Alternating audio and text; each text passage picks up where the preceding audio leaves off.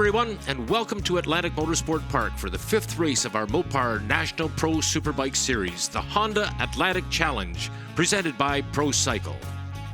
Today's race coverage is brought to you by Dalton Timmis Insurance, Motovan, Honda, Magneti Marelli offered by Mopar, and Dunlop.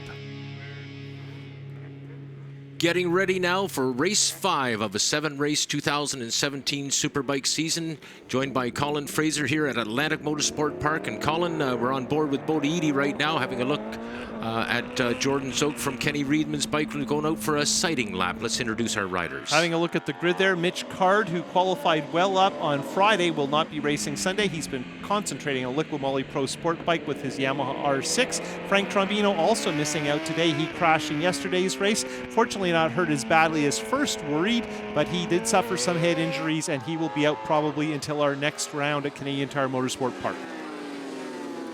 Looking at the rest of the grid, Tim Tollens, probably our top rookie pro, but he crashed yesterday and suffered a concussion, so he won't be riding either. Looking on row 3, Michael Leon, Jeff Williams, Andrew Nelson on the best of the 2 brand new Suzuki GSX-R 1000s in our field. Grid's based on lap times from yesterday's race, a new format for us. Trepanier and Ben Young making up the second row on their BMWs. Then going to the front row, Jordan Zoke, our runaway winner from yesterday, Kenny Reedman a solid second, and Bodie Eadie, who crashed out of that battle with Reedman on the last lap, make up our very first row here at AMP. Heartbreak for Bodie Eadie yesterday, Colin. You know, so many people, so many fans came up to me after Grand Bend, and Bodie had scored his second national championship win of his career and the first one of this year. Very, very many people have chosen him as their favorite, and they were very sorry to have seen that mishap yesterday. Fortunately, he's okay. Zoke has opted to take the inside, which is his choice as the fastest rider from yesterday. Meanwhile, we're having a look at the rest of the front row. Eadie and Reedman got into it right away yesterday. We're banging into each other on the first turn.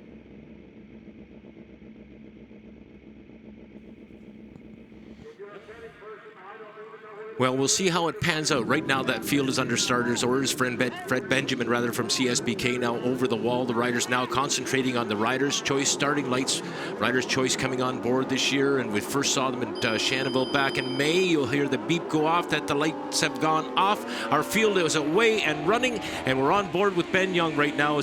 We're working lap number 1, turn number 1. And this time, Bodie Eadie didn't get the good start he got yesterday. Reedman solidly up to second, but Zoke hole shot yet again, and he's been getting them regularly this year, and that is a big concern for the rest of the pack, because if he gets clear and starts running those very consistent, very fast laps, there doesn't seem to be much anyone else can do about it. Well, Eadie did get a start that put him into 3rd spot, so he'll hold that position right now down in through turn at number 4 and 5. And Kenny Reedman is staying with Zoke this time around. Yesterday, Zoke had started to build up a sizable lead this early in the race. This time around, Kenny Reedman's with him.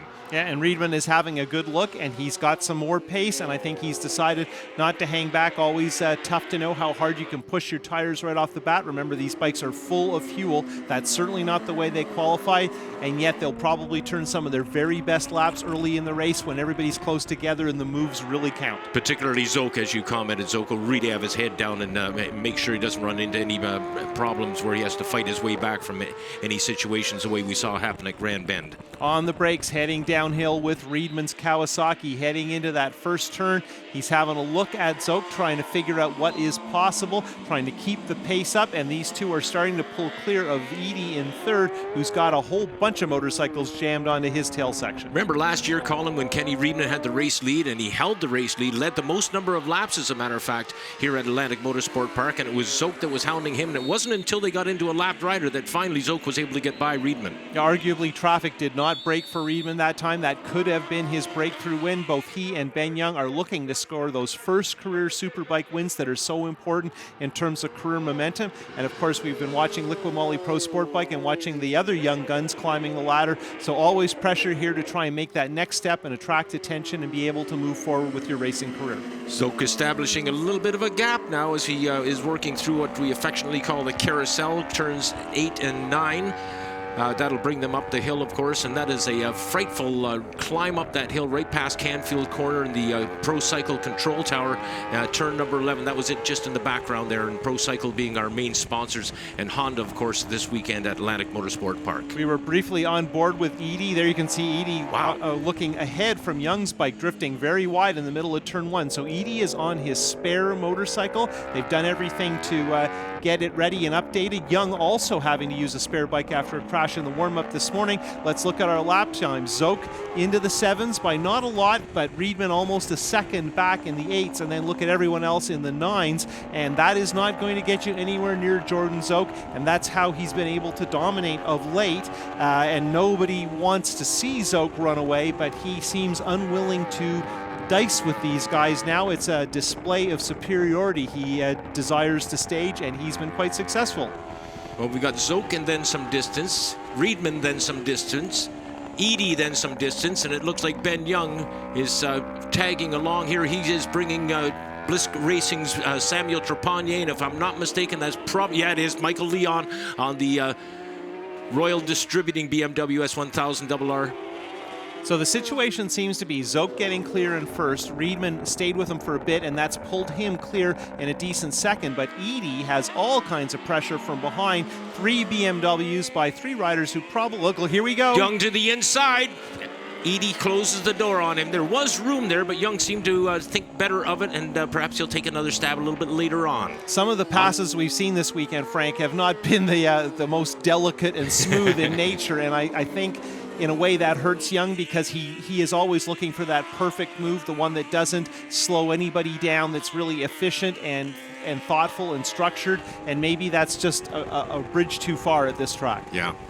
Well, Edie holding on to a 3rd spot right now. Ben Young in 4th, and we have Samuel Trepanier rather in 5th spot. Michael Leon in 6th, and we are catching sight now of Jeff Williams, the number 7 rider out of Kingston, Ontario. He also BMW mounted, and he looks like he's going to join the party. We mentioned that Edie and Young are on backup machines, which obviously are quite capable. Also worth mentioning, in case you're mixed up about what you're watching, Edie has changed helmets, now has a red helmet, where before he stuck out of the crowd because his was solely white. So switching his HJC lids, and that makes it just a little bit harder to figure out what's going on. Also, Young and Leon's bikes are pretty similar when you see them in a group. So always well judged to try and figure out this order. We got to again thank Trepanier, by far the most distinctive bike in the field, and by far the easiest bike to pick out of a crowd. Absolutely, and regardless of helmet color, rest assured we can spot Bodie Edie as soon as you come to anything that resembles a curve. Rather, his riding style is outstanding, very different than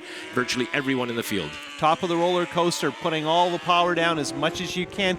Very difficult on a full-blown superbike to hold the throttle wide open down this backstretch, which of course is by no means straight and certainly not flat, and a huge workout. It's normally riders like to relax a little bit on a straightaway, not at all possible here. Then you climb up the hill to turn 9, the carousel, and we have seen a shocking amount of overtaking here. Some of it polished and smooth, some of it more improvisational. Reedman looks comfy in 2nd spot there, safe and secure in 2nd, and no sight of Zoke at all. He has completely gone very small in the eyes of his pursuers. Start lap 6, we had a quick look at the pit boards along the pit wall there. Good question, do you get a chance to read those boards? Better question, do you get a chance to look at your onboard timer when you're so busy on the track? Let's look at our fastest laps. Zoke still in the 8s, Reedman in the mid-9s, and then look at this, the pursuers are now dipping into the 8s, so definitely the pace in that battle for 3rd, headed by Edie, and on board here with Young, has picked up, and what that's doing is dragging them closer to Reedman, and no doubt Reedman will see that on his board soon and hopefully gather it up and open that gap again. But right now, this battle with the 4 bikes together, which so far really haven't been passing too much, that's allowing them to catch Reedman. Of course, if they start dicing more, that'll probably slow their overall pace. Trepanier and Leon continue their battle. They were absolutely side by side coming up towards 7 just a few moments ago. Young looks to the inside. Looked like he might be taking a run up into turn number 8 there, but sat back and got back into the wheel tracks of Bodie Eadie, and now he sits back in that position following Eadie. We're solidly into this race. The tires are warm. Everybody's starting to establish pace. This group is starting to pick it up. So what I think Young's starting to do is a little bit of shopping. We know he doesn't like to go very far offline, but you have to do that to pass. And there you can see Eadie drifting maybe just a hair wide, and you kind of wonder, did they get the setup exactly right? Does the bike match? I know they weren't trying to get yesterday's setup. They were trying to do a little bit better. I think they made some different tire choices. I don't know if that's working for Eadie right now, but he's third, and they seem to be catching Riedman. So his pace is fairly similar to yesterday, but he doesn't seem quite as confident on the bike. And as an example of their increase in pace here, take note that Jeff Williams was becoming part of the conversation just 2 laps ago, but now he is not. It is definitely just these guys. And here we are back on board with the BMW of Young on the back straight, working the slipstream as much as you can here of the Eadie YZF-R1 Yamaha, the cross-plane crank bike for the distinctive sound of that motorcycle there. And yeah, they're definitely with Riedman, and Young's definitely trying. Yeah. He is definitely starting to get hungry. A couple of times now, 2 laps ago, we saw him start to have a look. That time around, he started to move in and have a closer look. He's got something cooking here. And I think behind that, Trepanier now has Leon all over him. So I think Leon's a little bit worried that he doesn't get scrubbed off. So he's starting to look to make a pass. And of course, if one of these guys makes a mistake, it can open up things by quite a bit. And I would say really they're in the conversation with Riedman. It's less than a second now. So we'll see if Riedman can respond to the new challenge. We mentioned that Zoke is long gone at this point in time, but let's put an eye on Michael Leon, because there is a rider who has a career that is very close to the length of the career that Jordan Zoke has. And what I'm getting at, Colin, he's got a deep file to draw from, and if there's any tricks up his sleeve, he'll have them. Yeah, it's interesting. We have Zoke well clear in the lead, Leon back at the back of this battle for second, and they're the 2 most experienced riders. Worth mentioning, Zoke had a little party at Pro Cycle on Thursday, and there he got a cake celebrating his 20th anniversary of racing in the feature superbike class on a full-blown superbike. And it's really impossible to qualify that level of experience. And obviously, he has talent and skill, but he's raced at this track dozens of times and won, I believe. He's looking for his 10th win today if he can succeed. So obviously Zoke really knows what he's doing around AMP. Yeah, and having come from St. Eustache, let's not forget that he ran up his 7th in a row at St. Eustache. So I've commented on Jordan Zoke a number of times. There's no question about it. He is the greatest superbike rider this country has ever produced. And to my way of thinking... And by the way, I'll tell Steve Crevier to call you when he's not happy with those comments. A rider that can finish second to Jordan Zoke has done a very creditable job, but I don't think any of these guys are satisfied with finishing second and third to him. I think they're all fed up and ready for a win. And of course, the only one who's managed it is Eadie, and he crashed out yesterday, which really hurt him in the point standings. Any hope of a title is a pretty long shot at this point. And in fact, all these guys are at that point in the season when they are realizing that their goal of defeating Zoke is a very, very distant one unless something very unusual happens. Now, of course, Shubenacadie is a place that does produce the unusual, and next up is Canadian Tire Motorsport Park, which has certainly sprung some surprises over the years. But of course, the guy who frequently benefits from surprises is... Can't say it. Jordan Zoke. Can't bring myself to say it. Riedman running in second spot now. I was going to comment that of all the things in Riedman's career, I think he could use a little dip into the bucket of good luck. He's had some bad luck. We talked about the lapper that they came up on last year that robbed him of a potential win. How about Cordy running into him at Canadian Tire Motorsport Park and taking one out of his back pocket? Yeah, there were 2 races in a row last year. The Sunday race here and the Saturday race at Canadian Tire Motorsport Park, where both times Riedman could have won those races, and I mean, it was close. He definitely can look on that on the list of things that maybe would have happened, and hanging in there and figuring out a way to finish these things. It's easy to talk about, but difficult to do. And yeah, Leon is on his move, and there's more pressure now on Young. Leon getting past Trepanier, and Trepanier very considerably younger and potentially in much better condition perhaps than Michael Leon. So I think Michael Leon is starting to draw from that well of knowledge that we spoke of earlier on, and he is right with Ben Young right now, and both of those riders are getting frightfully close to the back wheel of Bodie Eadie. We can talk about setup, we can talk about tires, we can talk about switching bikes, we can talk about all kinds of things, but really what counts here is comfort. If you can do the laps consistently, if you can improvise a little bit when things aren't perfectly, when mistakes don't yield big problems with lap time, if you're in that comfort zone where you can row pretty hard without too many surprises, that's how you generate a good result. And honestly, watching here right now, the big question is who's going to be comfortable for 22 laps. I don't know the answer. Let's look at the lap times.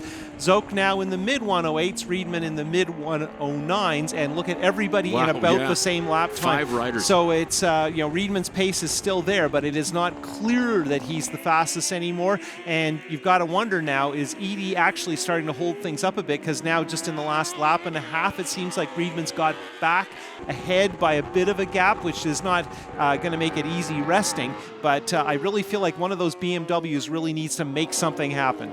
Well, Edie right now in his position exactly where he wants to be, and it looks like Ben Young is moving up alongside here. He has definitely made a move up alongside. He's made the pass. Nice move by Ben Young, and I thought for a moment there that Michael Leon was going to follow him through. They've been pacing one another for the last couple of laps, but Ben Young has definitely got the job done on Bodie Edie. Now he moves into third spot and sets out in pursuit of his good buddy, Kenny the Speedman Reedman. And here we've got more drama coming, I think. And look at this, Leon all over Look Edie. out! Wow, Leon just about into the back end, and Edie going way wide, Leon to the inside, and has made the pass. Nice move. Yeah, and Leon ran a little bit wide in the hairpin, and Edie's trying to get back under him, but I think Leon's going to make it work. Now let's look at the first part of this section, and Young has had a look here before, but when he makes his move, it's a very clear, decisive move the way it needs to be, and Edie sees him, so there's no risk of a collision, and we've had a couple here this weekend, which can be pretty frightening. Now you look here, Leon's thinking about trying to make something work around the outside in 1 and probably finishing in 2, and suddenly he realizes that Edie is not heading down the hill with a lot of confidence, a little bit wide and a little bit off the throttle, and you can see for a split second Trepanier was wondering if he could go, and of course the slightest mistake now can yield some kind of change, and what Young wants to do is benefit from that juggle. He's got a little bit of breathing room behind him. He wants to get at Reedman now. I think Trepanier could have and should have. Right now he's stuck in behind Bodie Edie. He should have followed Leon through there. Easy for me to say,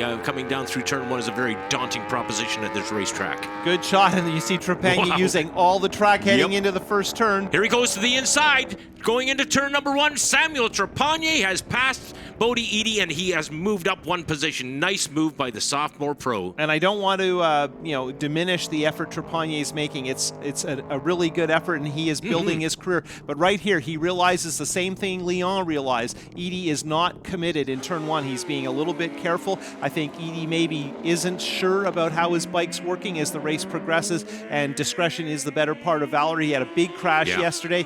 It's good he wasn't severely injured, and of course racers are very coy about telling you how they're feeling physically, but I wouldn't be surprised that Edie has decided to be just a little bit careful, make sure he gets some points out of this heading to our next doubleheader, the final rounds of the series. Well, he's done so well for Team Yamaha with the sponsorship from Parts Canada and Yamaha Canada being behind the young man out of Warman, Saskatchewan, and I'm sure he was bitterly disappointed in himself for that miscue yesterday, and it cost him dearly in points, and it also made his wallet a wee bit thinner than it should have been. Well, certainly Z1 Tuning guys who operate that team, it's a frustration because they've had pace all year long and been one of the main talking points of the series, along with the return of Frank Trombino and also Mitch Card in the Pro Sport Bike class. And there have been a lot of interesting stories to follow this year, a fair number of surprises, but the one surprise we haven't generated is consistent pressure on leader Jordan Zoke. And while this is super entertaining, remember Zoke is well clear in the lead.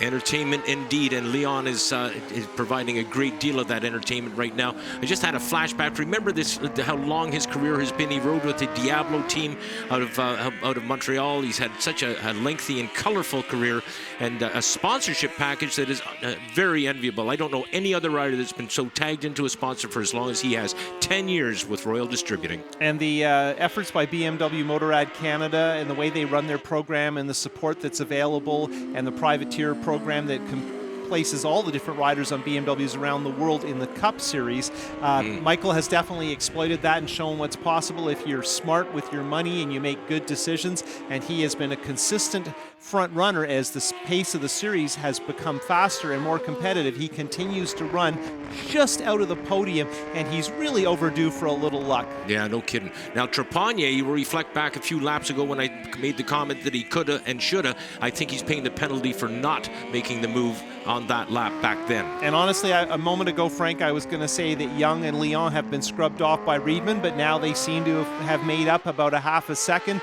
So it's very hard to tell exactly what's going on. And I think this is a symptom of this track where it's easy to make a mistake. You can lose half a second in a turn, and that's if things go fairly well and you recover quickly. So you have to stay on it, and I think both Leon and Young have the same kind of smooth style where they want to chip away and hope they can pressure you into an error. And look at that, Leon all over the back of Young's bike, swinging out as if he was going to try him on the brakes off the back straight. We've seen that work, but that is a scary move, not one Young or Leon you would think would typically make. No.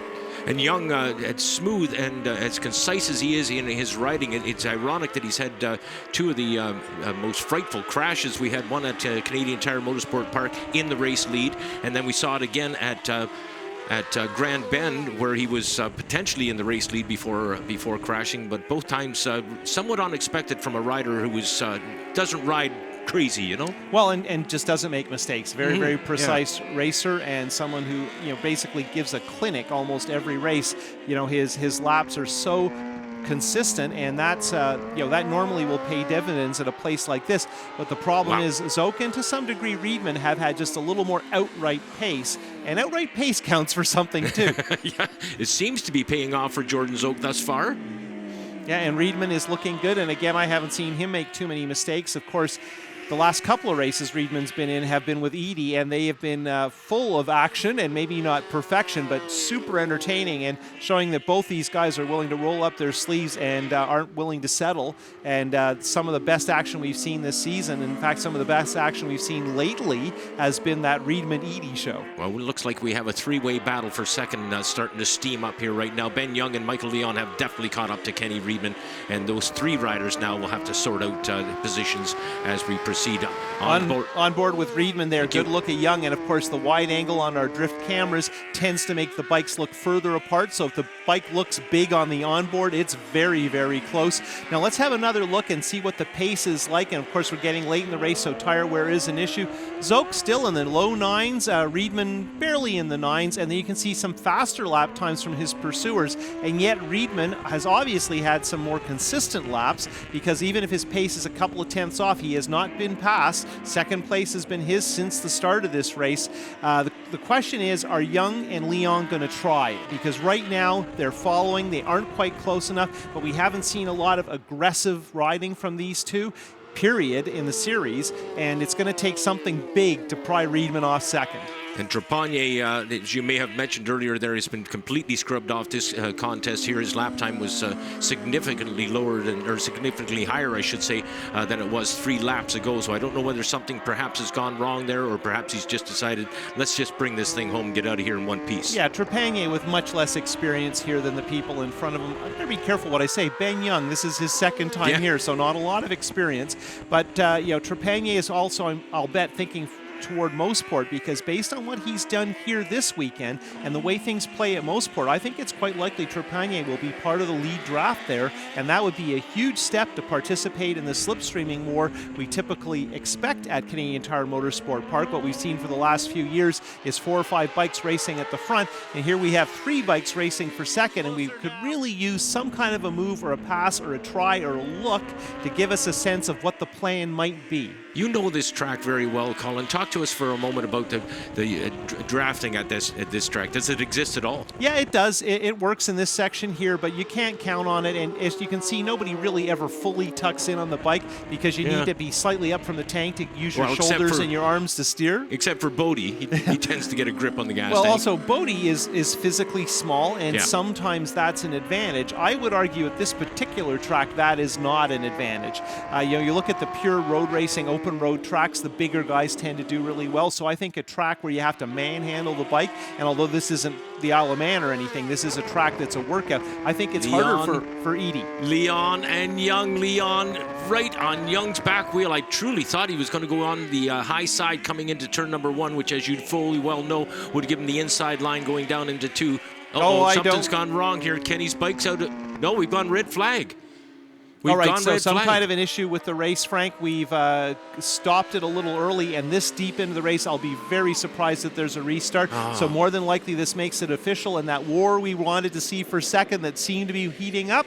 Jeepers. Well, that's Stacy Nesbitt and Caleb Noyles, Hollywood. Caleb Noyles getting tagged up there, and both those riders crashing out, and both riders up and okay. So that incident in turn 1 between the two friends has stopped our event. So let's look at the final standings. Zoke is confirmed as our runaway winner. Reedman holds on for second. Young, Leon, and Trepanier fairly close. Trepanier fading right at the end, but a great performance by the second-year pro. And looking at the rest of our top 10, Bodie Eady settles for 6th. Nelson in 7th on the Suzuki. Shaw O'Leary, top sport bike on the Pro Cycle-backed Honda CBR 600RR. Good effort by the rookie pro, 18 years old, recovering from a hand injury and showing very well at his home track. Now let's go to the podium and hear from our victors. You know, we tossed away the A-bike this morning, and it unfortunately hit the wall, and it was too bad to recover it for the race. And unfortunately, we minimal on parts. We had to take all the good stuff off it and put it on our spear bike here. So I hadn't spun this one around all weekend until the race, and I got off to an okay start. I was behind Bodie, and I knew it ran a different tire, and it just dropped off, and I managed to get by him at the right spot. And I put my head down to chase Kenny because we did it yesterday, and I knew we could do it again today. And it was unfortunate the red flag came out. I was just calm, and then I didn't want to show him what I had because I wanted to save it for the end because I knew he would come right back. Hopefully everyone else is okay that went down today. My tire actually felt a lot better today, even though it might not show it. My crew chief Scott, he put a new fuel map in it to make it a little bit smoother on the delivery, and that helped a lot. Different shock setting too, so I felt a lot more comfortable near the end of the race there. And I knew Ben was fast because he reeled me in a little bit, and I was gearing up for a big battle with him the last few laps. But unfortunately, there was a red flag. I hope everyone that went down was okay.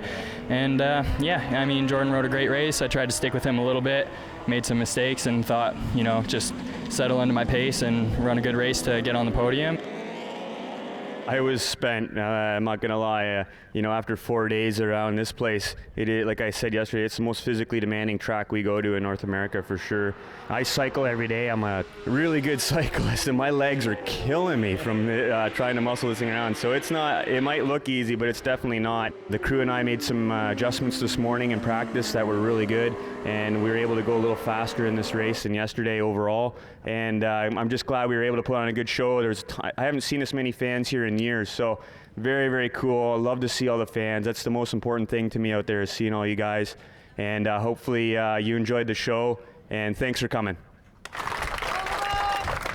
Ladies and gentlemen, your top 3 winners here at the Mopar Pro Superbike feature. Looking at our point standings with 2 rounds to go, and Jordan Zoke has almost a race in hand. If he does well, finishes on the box at Motorsport next month, work will be done, and then Sunday will be play day for Mr. Zoke. So it'll be interesting to see how that pans out. Reedman, Young, Eady, Trepanier, Williams, Nelson, Michael Leon, Bilger, and Lawrence, the last 2 competing for the Rookie Pro, and it's going to be interesting.